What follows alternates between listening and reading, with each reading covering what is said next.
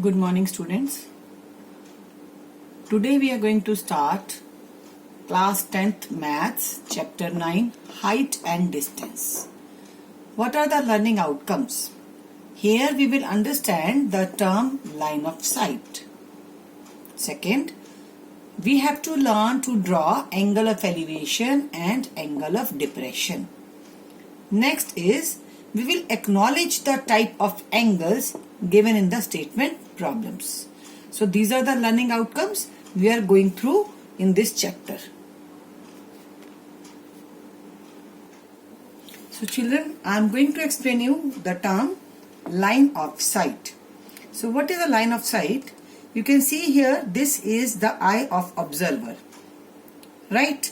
And from this eye of observer, if the observer observes the object here, and here the object is kept above the head level of observer, and from this eye, if there is a line of sight or a ray is seen which is observing the object, so this ray is actually called line of sight.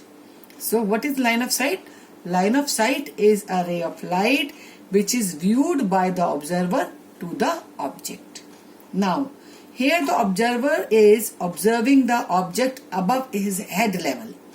You can see here there is a straight line from the eye contact of observer, and this straight line is actually horizontal, which is always parallel to the base. So from this horizontal and from this line of sight there is an angle formed. You can see here this is the formation of an angle, and this formation of an angle is called angle of elevation. And here this is denoted by theta. You all know theta is unknown magnitude of an angle. So what is angle of elevation? Angle of elevation is the angle made with horizontal and line of sight when it is above the horizontal level is called angle of elevation. Now let's see here second case. Here is the observer, and this eye of observer is observing an object below his head level.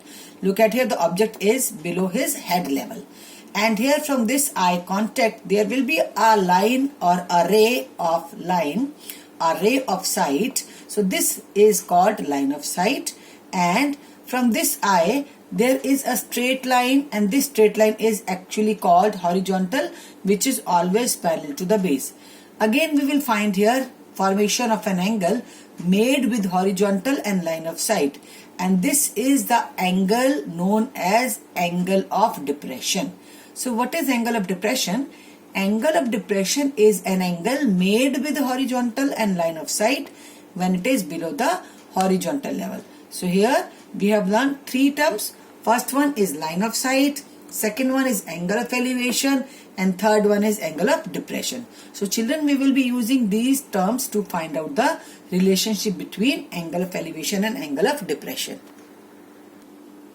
So children, all of you, please see here.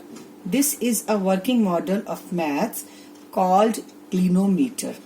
It is actually a device which is used to measure the angles, angle of elevation and angle of depression of very far off objects.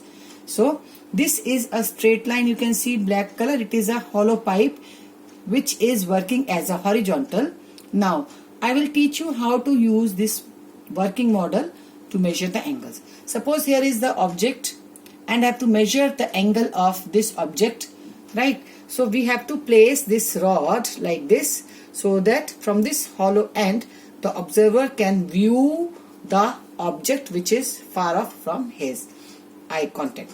So from this hollow pipe, if you observe or find the angle through this pipe, here it is showing 20 degrees. So angle of elevation from this eye contact to the object is found 20 degrees. So angle of elevation is of 20 degree.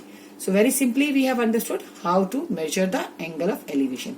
Similarly, suppose if the object is kept here at this point and this object is below the horizontal level, so you have to simply place this straw or a pipe like this, and from this hollow end you have to observe the object, and while observing the object you find here this line is making an angle here at of 40 degree. So this angle of depression from this eye contact to the object is found 40 degrees. So angle of depression is of 40 degree. So students, it is very simple to measure the angle of elevation and angle of depression with this clinometer.